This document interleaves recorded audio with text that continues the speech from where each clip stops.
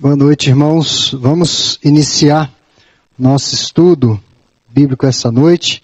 Vamos abrir a Bíblia em 2 Timóteo, capítulo 3, os versos 16 e 17. Segunda Epístola de Paulo a Timóteo, no capítulo 3, versos 16 a 17. Antes da leitura, nós vamos orar ao nosso Deus. Pai querido, nós nos colocamos diante de Ti essa noite, alegres e confiantes na viva esperança que temos no nosso Redentor.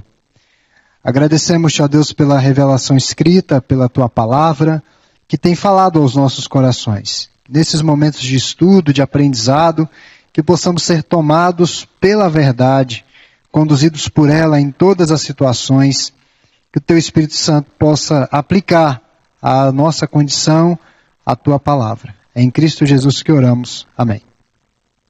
2 Timóteo 3, 16 a 17 diz assim: Toda a Escritura é inspirada por Deus e útil para o ensino, para a repreensão, para a correção, para a educação na justiça, a fim de que o homem de Deus seja perfeito e perfeitamente habilitado para toda boa obra. Nós iniciamos uma nova série de estudos, já fazem algumas semanas, na obra do Kevin DeYoung, intitulada Levando Deus a Sério. E esses estudos vão falar a respeito da importância da palavra de Deus. O primeiro estudo foi no Salmo 119, obviamente que não foi um estudo exaustivo por se tratar de um salmo extenso, o maior texto das Escrituras Sagradas, mas fizemos algumas alusões, algumas aplicações à luz do Salmo 119. Nós vimos sobre o amor pela palavra de Deus, expressa em poesia pelo autor. E hoje nós estamos na segunda parte do estudo, cujo tema é: a palavra de Deus tem a palavra final.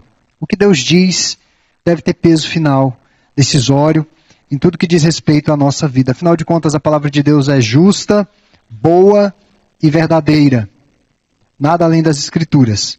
Então nós vamos à segunda parte. Nós vimos na semana passada que, embora existam algumas semelhanças entre a evangelização de Tessalônica e Bereia, em Atos 15, nós notamos que o autor bíblico, o Dr. Lucas, queria enfatizar era um contraste.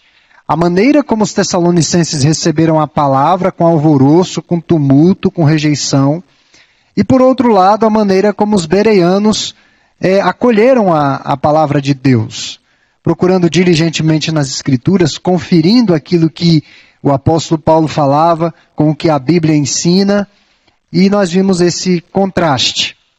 Então hoje nós vamos dar continuidade aqui sobre o ponto central do contraste com aquelas duas igrejas, que é a questão da autoridade.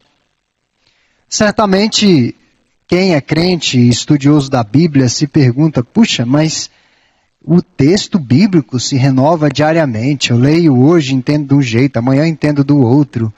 E o pastor prega aqui, tem uma interpretação, o pastor de uma outra denominação tem outra interpretação.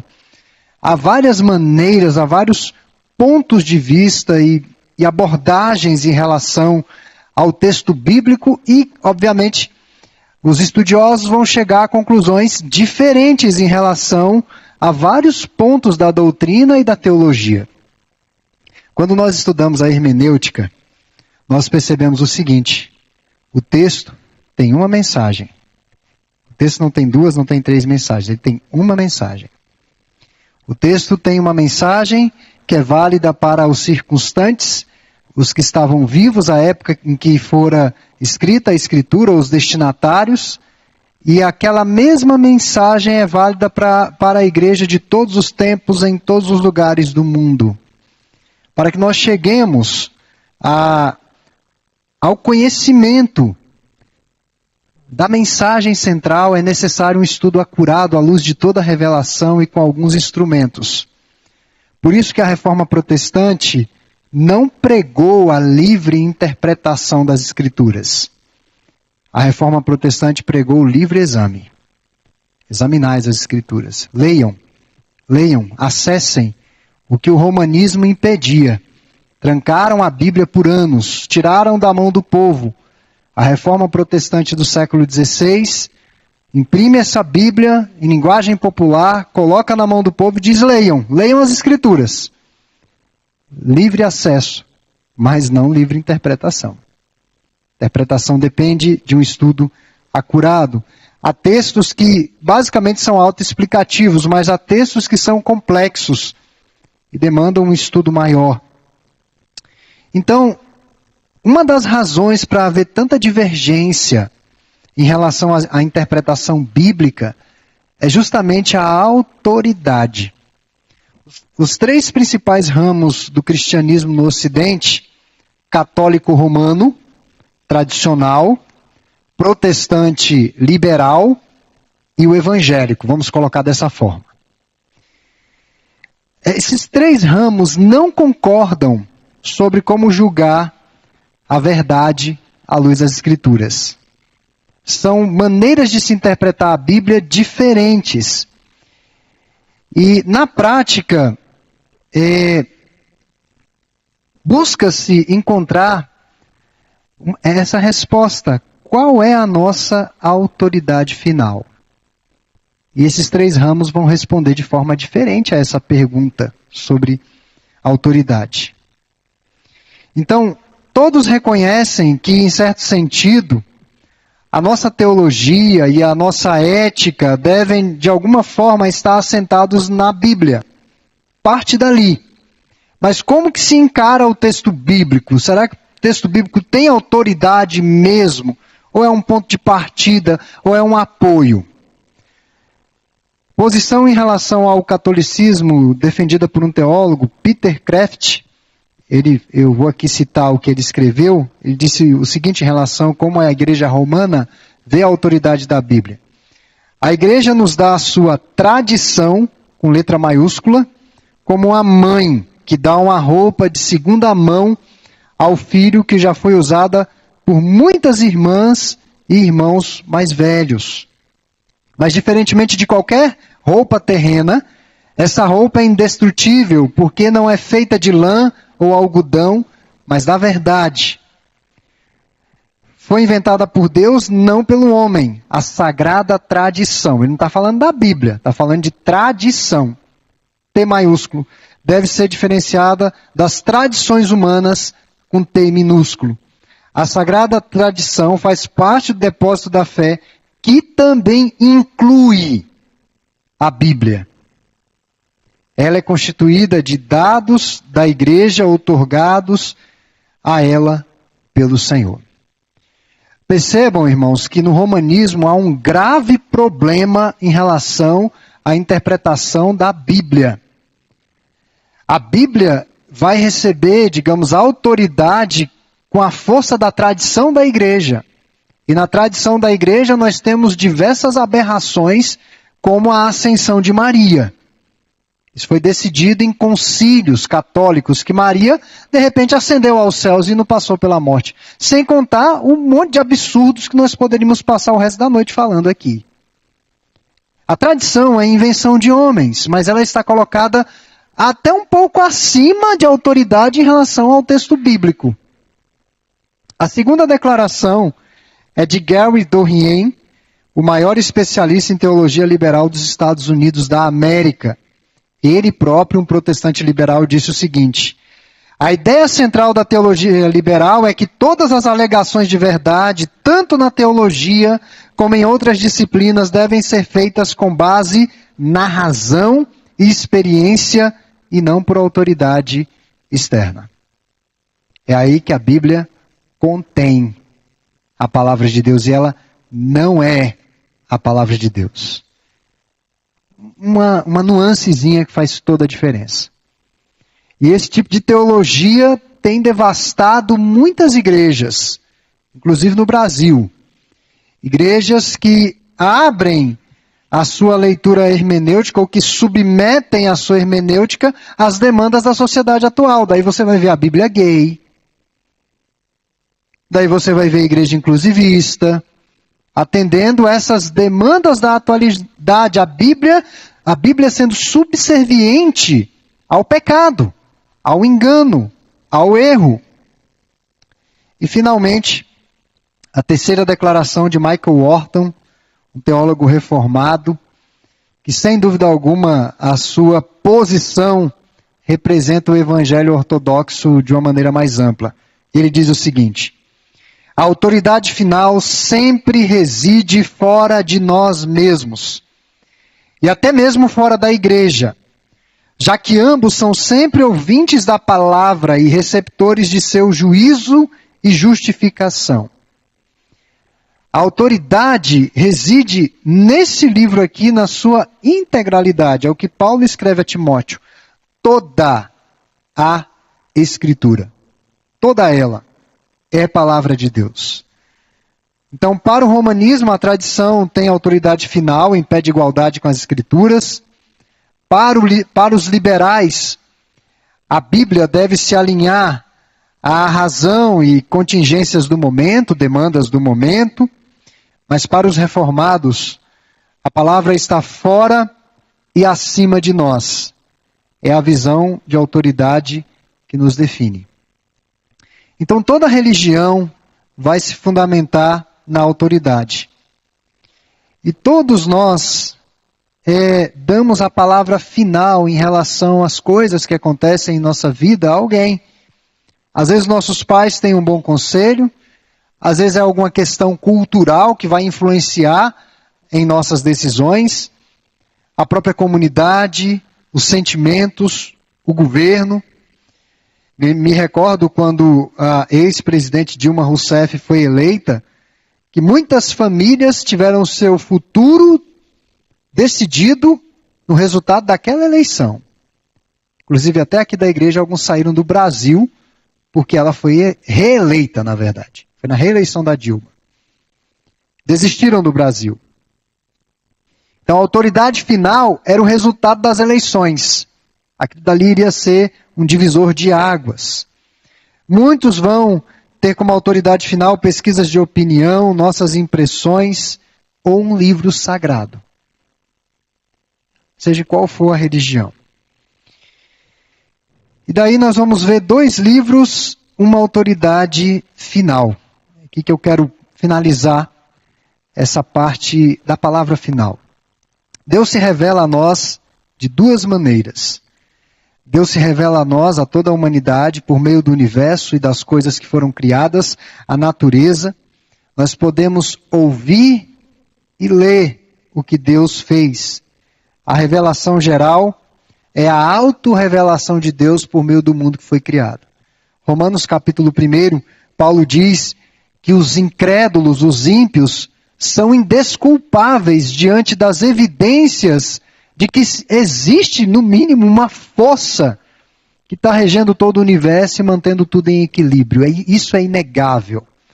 Alguns vão chamar de design inteligente. E vão dar vários nomes. O fato é que o mundo não pode ser levado pelas forças do acaso, do destino, da sorte. Quem é um pouco mais inteligente, tem um pouco de miolo, percebe isso. Que há um equilíbrio. Nós vivemos um tempo aí que as represas em derredor de Brasília estavam praticamente secas. E especialistas disseram, vamos ter que criar outras reservas, até chegar a construir um duto, que eu não sei se era até Cocalzinho, alguma coisa assim. De repente veio muitas chuvas vieram, encheram reservatórios. Então existe uma força que está mantendo o equilíbrio do nosso mundo. Existe uma força que está mantendo o meu coração batendo agora, o meu raciocínio, a minha fala, a minha respiração. Tem alguma força. Eu respiro sem fazer força. É involuntário. Fique sem respirar pelo menos uns 3 minutos. Vai ver o problema. Nós temos funções no nosso corpo que nós não controlamos, mas tem alguém que está controlando. Então, essa é a revelação geral. Deus se revela por meio da revelação geral. É um dos livros. Nós temos a revelação especial, que é a autorrevelação de Deus por meio de palavras faladas e escritas por mensageiros divinamente inspirados. Ao longo da história da redenção, Deus usou seus profetas, Deus usou os seus escolhidos, os seus chamados, os seus comissionados, os seus arautos, para levarem a sua palavra. Nós sabemos que num dado momento da história apostólica, Deus parou de usar esse expediente. Revelações finais, revelações extraordinárias que envolvem toda a igreja. Deus parou de usar isso. Eu lia esses dias atrás de uma igreja cujo pastor falou que Cristo marcou o dia de sua volta, que era agora no mês de abril, 14 de abril, que Jesus ia voltar para aquela igreja lá. Pela Escritura nós sabemos que isso não é possível. O próprio Senhor Jesus disse que nem ele sabia o dia, somente o Pai sabia. Nem ele tinha essa informação. Então, novas revelações sobre o final dos tempos, ou até mesmo sobre as vidas das pessoas, definitivamente não são confiáveis. Estão fazendo promessas que Deus não fez, em nome dele. E é o que a Bíblia diz, o que for acrescentado ou o que for retirado dessa lei será rigorosamente cobrado pelo Senhor da Bíblia, pelo Deus da Bíblia. Então nós temos a revelação especial. Ambos, tanto a revelação geral como especial, são meios importantes para que nós possamos conhecer ao Senhor. Os cristãos não devem temer os avanços científicos, porque se todos os fatos pudessem ser conhecidos perfeitamente, veríamos que a Bíblia e a ciência não se contradizem. Porque a ciência está estudando aquilo que Deus fez, aquilo que Deus já revelou na sua palavra. Ainda que, eventualmente, a ciência venha ensinar algo que contradiga as Escrituras sagradas e digam que comprovaram cientificamente, meus irmãos, nós ficamos com o parecer bíblico. Na minha opinião, de teólogo, o dilúvio mudou muita coisa nesse mundo. Os oceanos têm abismos gigantescos. E nós não temos ainda tecnologia para escavar e ver o que está lá. Há muito a ser explorado ainda em nosso planeta. A revelação geral, portanto, nos dá uma impressão do poder de Deus e de sua natureza divina. Eu sei que existe Deus. Então ficamos sem desculpa. A revelação geral, por outro lado, nos mostra de forma mais clara e plena a pessoa do nosso Senhor, a pessoa do nosso Deus, como que Deus lidou com o seu povo ao longo de toda a história da redenção, o Deus homem, Cristo Jesus. Então, nos mostra o conhecimento suficiente para a salvação. Eu vou usar aqui uma analogia que ela tem várias fragilidades, mas para entendimento vai servir bem. Os bons entendedores entenderão. Você tem uma geladeira. Aí você sabe que uma geladeira é para colocar alimentos, para conservar alimentos, para deixar alguma bebida mais gelada ou coisa assim. Mas se você quiser conhecer as funções da geladeira, um pouco mais do seu fabricante, você procura o quê? O manual de instruções. O manual de instruções não vai te dizer tudo daquela geladeira, mas vai lhe dizer o mais que suficiente para que você possa usar aquela geladeira da melhor maneira possível, da maneira mais proveitosa possível. Assim são as Escrituras. Elas não vão nos dizer tudo a respeito de Deus.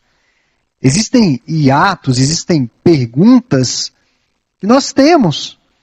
Mas a Bíblia é mais do que suficiente para dizer como que nós devemos viver de uma maneira que agrade a Deus, aproveitando bem essa vida para a glória dele, vivendo da melhor maneira possível.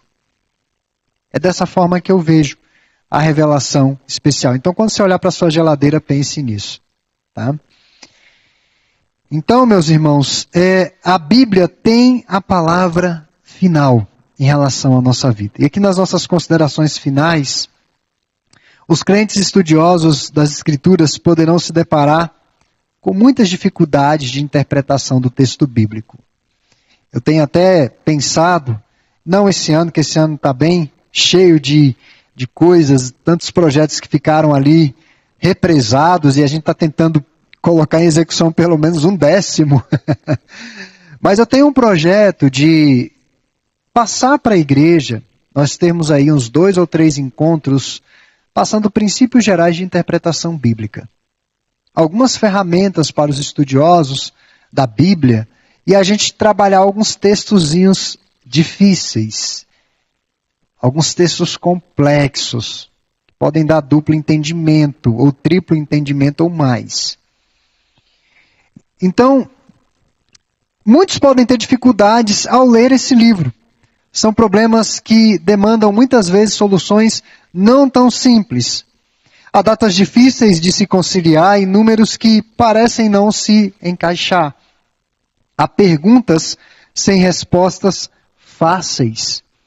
Aí quando você vai lá para 2 Pedro, capítulo 3, verso 16, Pedro diz o seguinte: o nosso irmão Paulo escreveu coisas difíceis demais para entender. Pedro dizendo isso. Pedro era apóstolo, Pedro andou com o Senhor, escreveu textos da Bíblia. Se Pedro disse isso, imagine a gente. Que Paulo teve momentos que ele realmente foi muito longe e Pedro não conseguiu acompanhar o seu raciocínio de forma plena. Mas muitas das aparentes discrepâncias são explicáveis e elas não comprometem o todo da revelação bíblica. A exortação, irmãos, que eu quero fazer à luz de tudo que vimos na semana passada e no estudo de hoje é que nós confiemos na Escritura. Ela é digna de toda a nossa confiança.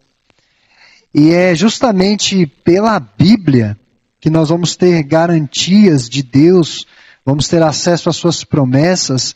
É justamente pela Bíblia que nós vamos conhecer o caráter de Deus. Quem é esse Deus? Que no Antigo Testamento sequer tinha nome. Era inominável. Quem é esse Deus Todo-Poderoso? Então, eu volto aqui para o texto inicial, em que Paulo diz que toda a Bíblia é inspirada por Deus. Ela é útil para o ensino, para a repreensão, para a correção e para a educação na justiça. O que Paulo está dizendo aqui?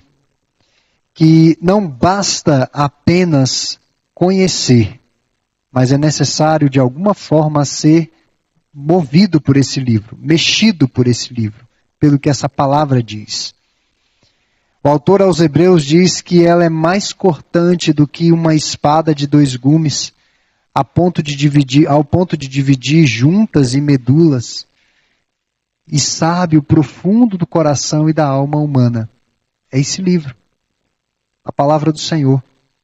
Muitos têm admiração. Talvez se você perguntar para a maioria das pessoas que você encontrar na rua, você pegar um livro desse com capa preta, dessa grossura, com essas finas páginas, e perguntar: que livro é esse? A pessoa vai dizer: é uma Bíblia. Ela conhece, pelo menos de ver de longe. Talvez conheça algum salmo, talvez até já tenha lido grande parte desse livro. Mas Paulo está dizendo que não é suficiente estudar. É necessário que, de alguma maneira, esse livro mexa com o nosso caráter, com a nossa vida e nos corrija no caminho que nós devemos trilhar para o Senhor.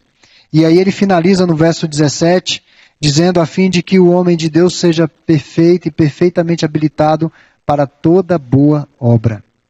Então todas as nossas ações devem de alguma forma refletir aquilo que nós temos aprendido, como esse livro tem nos mudado e nos transformado. Nós faremos, irmãos, um curso de evangelismo de 21 a 23 de abril, e eu olhava o material é eminentemente bíblico. É impossível um crente de verdade dizer, eu não sei evangelizar. Impossível. Se você é crente, se você conhece ao Senhor, você vai ter capacidade de dizer a outras pessoas quem é o seu Deus. Até mesmo uma pessoa que é muda ou surda, não fala, mas se comunica de alguma forma, se você perguntar a ela quem é o seu pai, quem é a sua mãe, quem são os seus irmãos, se ela tem pai, se ela tem mãe ou irmãos, ela vai te dizer, olha, o meu pai é o fulano de tal, ele trabalha nisso, ele faz isso, isso e isso. Meus irmãos, o evangelizar é dizer quem é o Senhor. Não somente isso. Claro que trabalhamos a questão da nossa dependência, do pecado em nossos corações, mas quem é Cristo nesse contexto da salvação? Evangelizar, na verdade, é uma aplicação daquilo que nós temos aprendido. Nós estamos compartilhando com outros. Eu me recordo quando fiz um primeiro ano de administração, e aí nós tínhamos um grupo de estudos. A melhor maneira pelo menos para mim, a melhor maneira de eu aprender era no grupo de estudos, porque ali eu conversava, eu compartilhava, eu ouvia, mais do que em sala de aula. E às vezes tirava boas notas e o pessoal do grupo não tirava. Eles falavam, como é que você conseguiu colar? Falei, não foi cola. É porque quando você tem contato com o conhecimento e você reproduz esse conhecimento, você tende a ter um comprometimento maior e um conhecimento mais amplo daquilo que você está aprendendo. É assim. O cristão que não compartilha, que não interage, de alguma forma entra em alguns debates em relação à sua fé, ele não está crescendo. E não é apenas para trazer gente para a igreja, mas é compartilhar o evangelho com aqueles que precisam. Então, que Deus possa aplicar essa palavra às nossas vidas. A Bíblia tem que ter autoridade final em tudo que diz respeito à nossa jornada.